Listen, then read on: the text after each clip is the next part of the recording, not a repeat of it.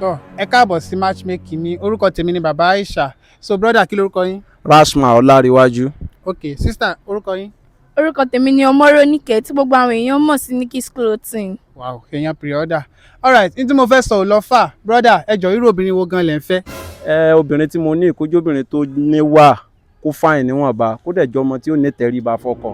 Wow sister irú ọkùnrin wo lẹ̀yin fẹ́. Èmi náà really fẹ́ much. Mo fọ́kùnrin tó ní 6 pack àti ó dẹ̀ gbọ́dọ̀ ti kọ́ ilé sí Banana Island kó ti ní mọ́tò kó dẹ̀ lówó at least 100 billion nínú àkáǹtì ẹ̀ kó dẹ̀ máa fún mi ní 5 million naira in a month as salary kó ju bẹ́ẹ̀ lọ nǹkan tí mo fẹ́ nìyẹn. Àǹtí Nìkẹ́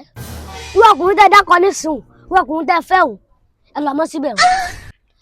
síbẹ̀ o yẹ pàdé omi ní ẹ lọ mọ́ síbẹ̀ o. Ṣé èèyàn máa ń mọ ọkùnrin fúnra rẹ̀? Ẹ mọ̀ dà lóhùn o kàmbá nínú o ṣẹ́ṣẹ́ rí yìí ọmọ mẹ́ta bàbá mẹ́ta ni o ayé ìlú ń tọrọ ọkọ fún mọ́mọ́ ẹ̀yẹ́ mọ́ lọ́dọ̀ fún mi nísìn tẹ́wọ́ gba ọ̀ràn tún fún lẹ́yìn tó sọ́dọ̀ yìí pé tó lọ fún lọ́kọ̀ ayọ̀ ẹ̀wọ̀ tí ń bèrè tó ní díwágọ̀ gbọ́dọ̀ kẹ́tọ̀ wà lára ọkùnrin yìí tí bàbá rẹ̀ ní tọ́ni fẹ́ mọ̀mọ́ rẹ̀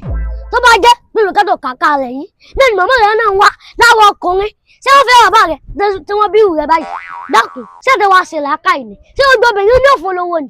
èmi nìyí ló fẹ́ tálíkà ló mọ̀ sọ́dọ̀ tó lọ́ máa ń sọ́dọ̀ lówó ọlọ́wọ́ sì sànù rẹ̀ ló sọ́dọ̀ lówó ẹ mọ̀ wò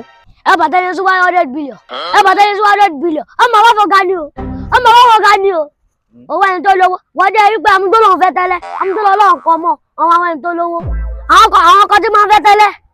èyí tí máa mú gbó àtèyí tí òmùgbó tí máa ń já tíkẹ́ẹ̀tì àtèyí tí máa ń ta tẹ́tẹ́ àwọn kan tó lọ́n kọ́ mọ́ ni ó kẹ́ fẹ́ yà yàkuyà ni ó fẹ́ fọ́ lówó díwágàn pẹ̀lẹ́ gbogbo yín ẹsẹ̀ wá wá mùsùlùmí tí wọ́n kú wá ní sórí àwọn ọlọ́run jọyún lógún àfẹ́yí tó ní 6 pack tó ní díwágàn ó lè